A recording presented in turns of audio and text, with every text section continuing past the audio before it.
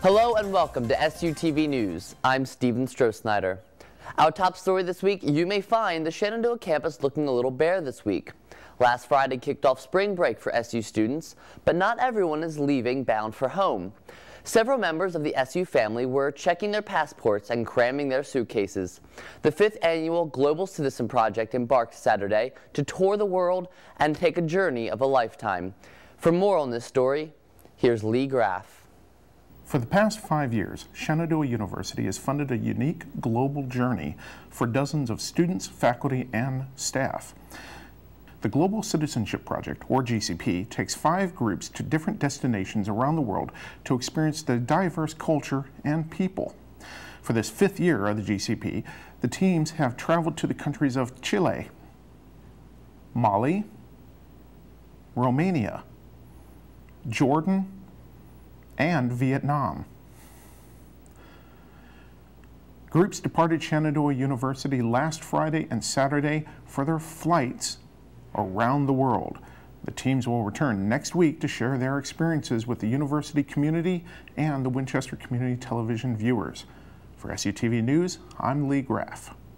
In other news, West Virginia Delegate Jeff Eldridge is proposing a bill to ban Barbie from the shelves of West Virginia stores.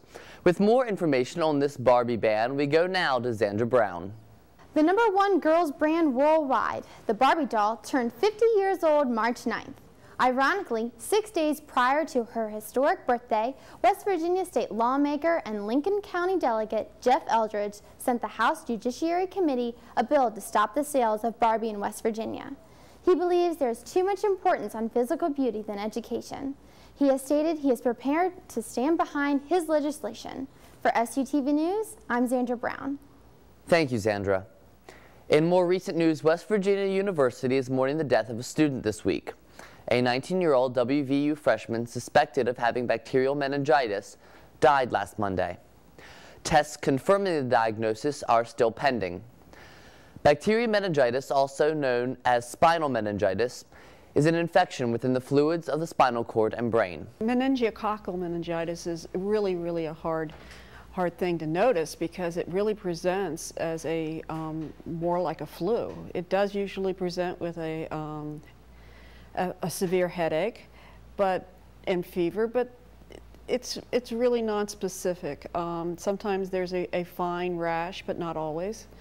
The most important sign there is that someone has a very stiff neck, or if they bend their knees up, it really is very painful, or if they bend their head down, it's very painful because the meninges, the coating of the spinal cord and brain, are inflamed, and this kind of movement really causes more pain for the person who has it. It's very hard to catch, though. 40 others have been treated with an antibiotic as a precaution. For more local news, we go now to Kelly Mitchell for sports.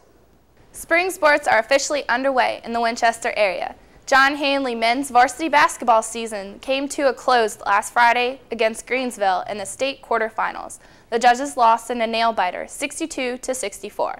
The Hanley soccer teams had an opening scrimmage this past week, and both teams will start their regular season games this week.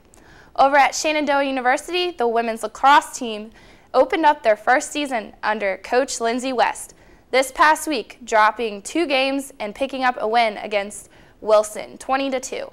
Men's lacrosse also added a win on their record on Friday against PSU Abington, 21-1. Shenandoah's outdoor track and field opened up at Salisbury University. The women finished 3rd overall with 4 first-place finishes. The men finished 5th overall. Baseball racked up 2 wins and 2 losses this week, making the Hornets 13-3 overall. They lost to Methodist on Friday in a nail-biter, 19-20, and Methodist on Saturday. They play Roanoke this week. Softball opened up their season down at Kissimmee, Florida, in a tournament which will last through this week. They picked up 3 wins against St. Francis, Waynesburg, and Wittenberg, and they also lost to York on Friday. That wraps up sports for this week. Join me next week to see what's happening in Winchester sports. I'm Kelly Mitchell, SUTV News. Thank you, Kelly, and thank you for joining us. For SUTV News, I'm Steven Stroh-Snyder.